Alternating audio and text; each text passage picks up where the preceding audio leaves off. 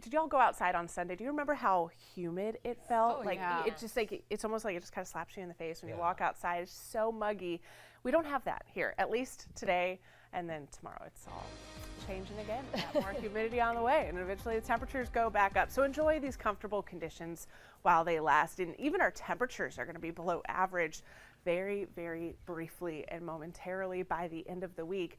It's going to be hot enough to prompt yet another first alert looking at Friday, but there's going to be several days where we're expecting a heat wave once again with those high temperatures in the upper 90s. The kicker is the humidity. So we mentioned it, just how muggy it was on Sunday. That's what it's going to feel like for days in a row once we get past tomorrow. Tomorrow's almost our transition day is what I'll go ahead and call it. Right now across the area, you see those dew points in the 50s, and Alex mentioned it, how much cooler even in the mountains it is.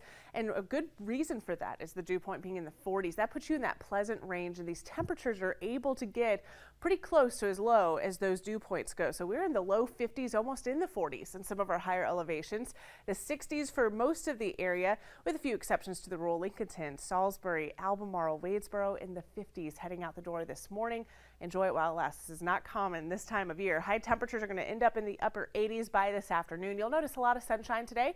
It's going to be dry as well. Overall, topping out at 87 degrees in Charlotte, 84 in Statesville and Morganton, upper 70s if you're listening in from our higher elevations. The reason for all of this, the cold front that brought the showers and storms that we had on Sunday, and also the humidity, that's now to the south of us. We've got high pressure anchored to the north and east. These winds out of the north and east ushering in much more comfortable conditions, which are going to stick around at least through the overnight. So we should be able to wake back up in the 50s and the 60s again tomorrow morning.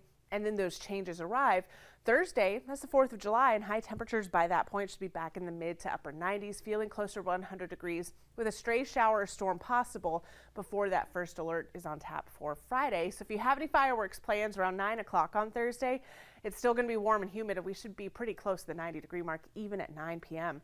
Mid 90s or mid 80s, I should say, on the way. We'll have a stray shower or storm chance in the forecast, but I do think the better chance of showers and storms arrives this weekend. Scattered showers and storms are likely at this point.